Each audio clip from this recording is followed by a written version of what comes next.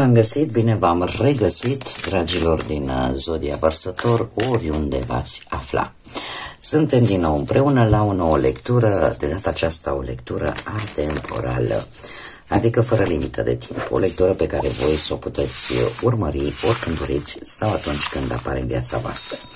Desigur, dragilor, nu uitați că este totuși o lectură generală colectivă, așa că vă rog să luați decât ceea ce rezonează cu voi, iar restul lăsați-le să zboare în univers, pentru că sigur sunt pentru alte energii care într-o mai mică sau mai mare măsură au legătură cu Zodia Vărsător.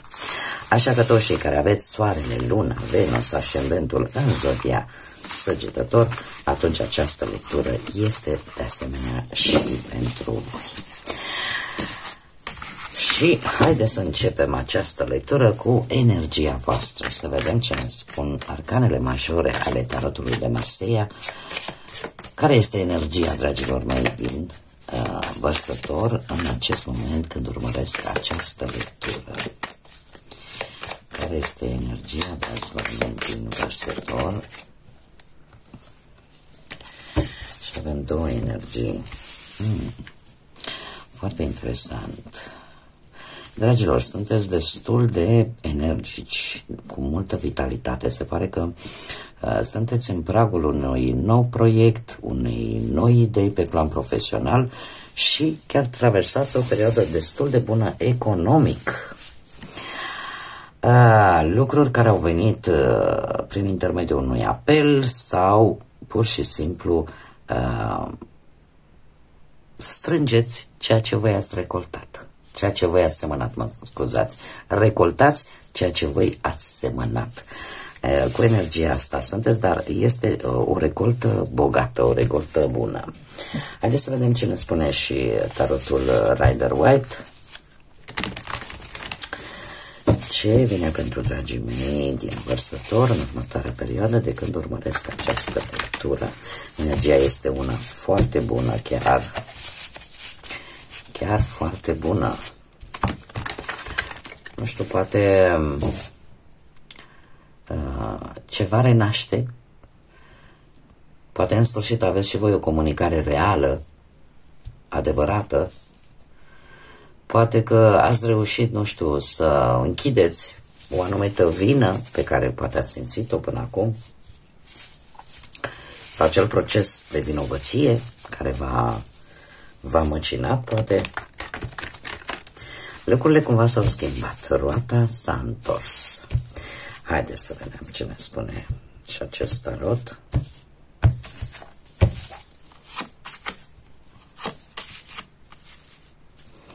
Este omniprezent acest doi de spade, dragilor, în aceste de lecturi.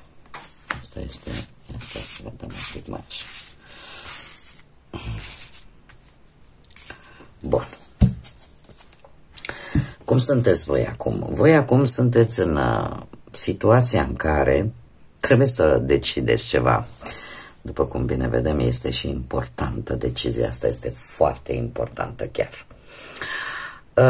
Acest doi de spade îmi spune că încerci oarecum ca decizia, alegerea pe care tu o faci să nu te rănească, să nu implice foarte multe riscuri. Unii dintre voi poate aveți de făcut o alegere de, cel puțin pe partea asta muncii, se pare că și a banilor, într-un fel sau altul lucrurile merg destul de bine. Asta după energia care mi-a ieșit. Dar pe partea asta, poate sentimentală, ținând cont că avem foarte multe cupe,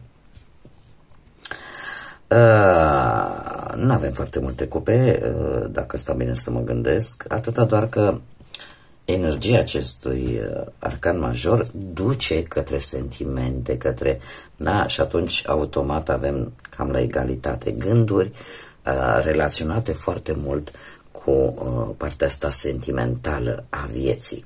Deci o alegere pe care voi vreți să o faceți, dar în același timp există o teamă de a nu rămâne singur, chiar dacă poate, aici voi trebuie să adaptați, eu fac datoria decât să vă spun, e posibil ca voi deja să vă simțiți singuri, poate într-o relație.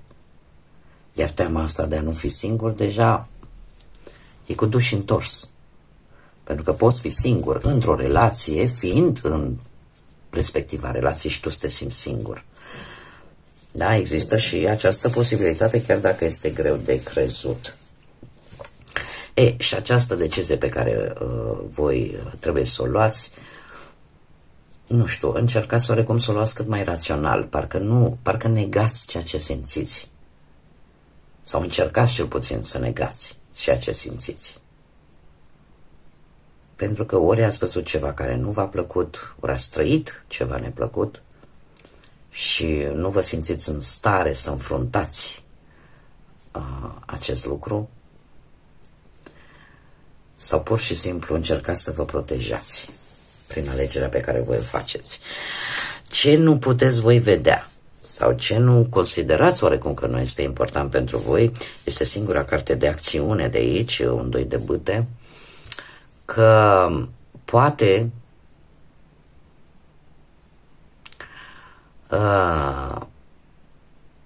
nu știu, orică poate nu voi sunteți influențați de alte persoane sau nu vreți ca alții să vă influențeze această decizie. Eu aș spune că mai degrabă cred că ce ignorați voi, că totuși este cineva aici care folosește o anumită strategie. Cineva care își planifică foarte strategic acțiunile.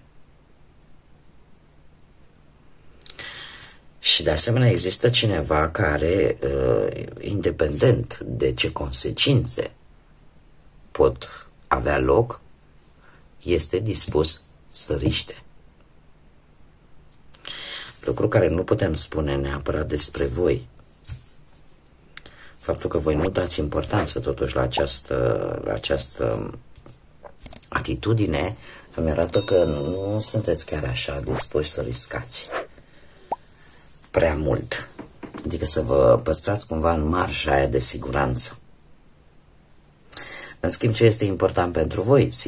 Decizia în sine este importantă pentru voi. Și avem arcanul major îndrăgostiții, da? Important pentru voi este, cred că în primul și în primul rând, cât de compatibil poți fi. Cât de compatibil poți fi cu celălalt. Și faptul că, într-adevăr, este o alegere grea. Deci ce văd eu aici pentru voi este foarte grea. De ce? Ori există încă sentimente și e vorba de vreo ruptură.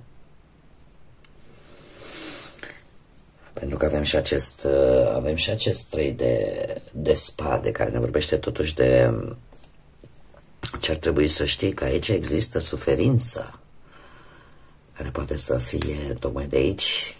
Apare și această dificultate în momentul în care trebuie să alegi. Da, trebuie să ții cont și de faptul, dar dacă persoana respectivă nu este dispusă să schimbe nimic sau nu este dispusă să-și asume un compromis, dar ceea ce voi nu știți este că aici există suferință care poate să fie a voastră sau poate să fie a celeilalte persoane. Acest 3 de spade îmi spune că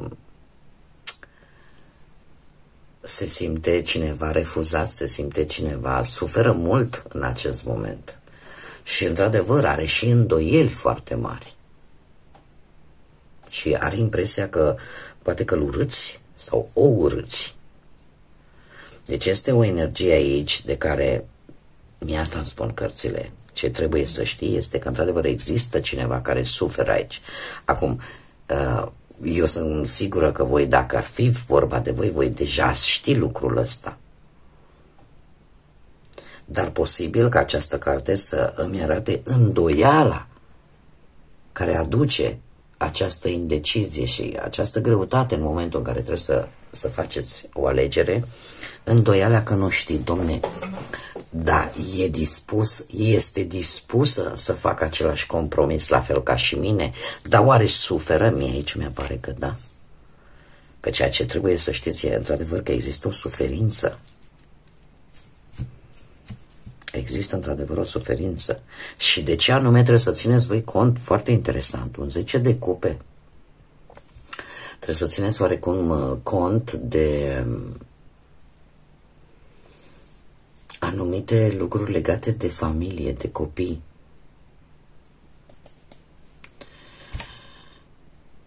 Este ceva legat de o temă familială. Da, și de asta va trebui să ții cont că e posibil ori familia să fie implicată, ori să fie la mijloc niște copii, sau poate chiar ceva ce s-a făcut în ani. Ce s-a construit în ani, poate să fie vorba chiar și de posesiuni.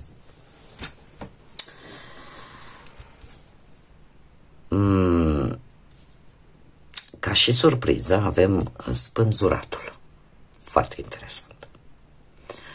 Spânzuratul îmi spune că depinde foarte mult de o anumită persoană.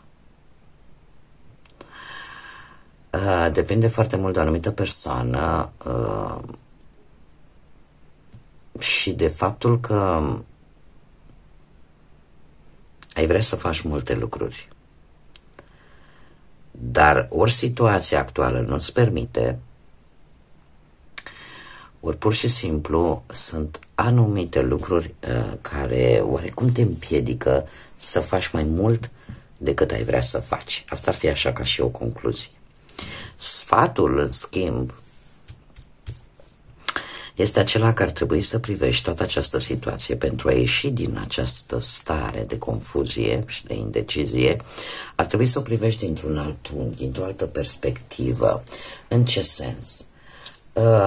Să te gândești, să vezi, domne, ce trebuie să sacrific. Sau dacă am sacrificat ceva până acum. Dacă mai ești dispus sau nu să-ți asumi un anumit risc. Dacă poți suporta, și aici mare atenție, suporta o anumită infidelitate. Sau nu. Deci dacă mai poți acorda probabil încă o șansă cuiva în urma unei infidelități. Acesta este sfatul pe care cărțile de tarot vi-l dă, de a analiza aceste lucruri. Dar din câte văd eu aici, să știți că este cineva care vrea să iasă din zona sa de confort și este destul de agitat, este o persoană destul de agitată în ceea ce privește viitorul. Dar decizia voastră va depinde foarte mult de, dacă țineți cont de aceste lucruri pe care tocmai vi le-am enumerat cu spânzuratul. Dacă mai sunteți dispuși să sacrificați sau nu anumite lucruri, anumite aspecte. Haideți să vedem mesajul îngerilor pentru voi. Spune așa: independizează-te în ceea ce faci, mai ales pe partea al carierei. Spune așa: dacă dorești și îți convine să lucrezi de formă autonomă, a lucra pentru tine însăți va face ca tu să poți să-ți urmezi vocea inimii și în felul ăsta să captezi, ca să zicem așa, sfaturile divine. Suntem prieteni și asociații tăi, îți aducem loialitatea noastră pentru a-ți garantiza că reușita misiunii tale. Este de fapt, poate pentru unii dintre voi care se gândesc în acest moment să-și deschidă poate propria afacere și poate chiar au început oarecum să anumite, adică este foarte bine împământănit acest lucru ca și idee. Este un îndemn care spune că e perfect, adică nu ar fi nicio fel de problemă să poți să încerci să începi ceva nou. Faptul că acesta vine sub forma unui mesaj divin, asta îmi spune că probabil sunt mari șanse ca voi să și reușiți în ceva creativ, în ce v-ați propus. Și adevărul este că de obicei voi nu prea sunteți foarte bine, nu lucrați foarte bine sub tutela, ca să zic așa, a unei alte energii. Da, sunteți într-un fel sau altul, sunteți niște autodidacți, ca să zic așa,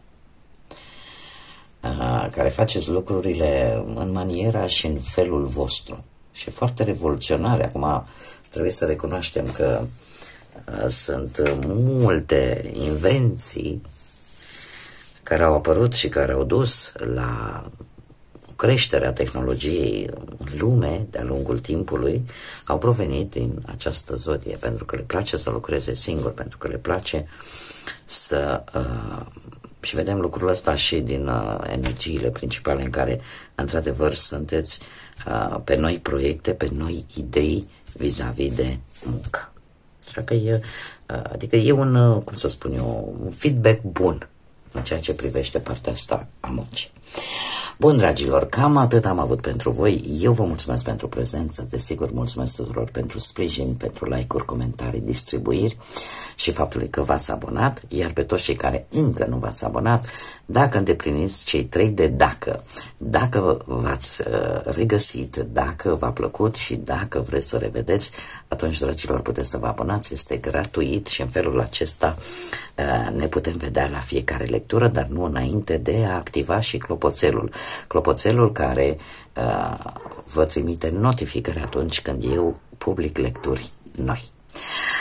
Așa că, dragilor, până data viitoare, când ne vom reîntâlni la o nouă lectură, eu vă doresc tot binele din lume, să aveți parte de tot ce vă doriți și, desigur, să fiți iubiți, dragilor.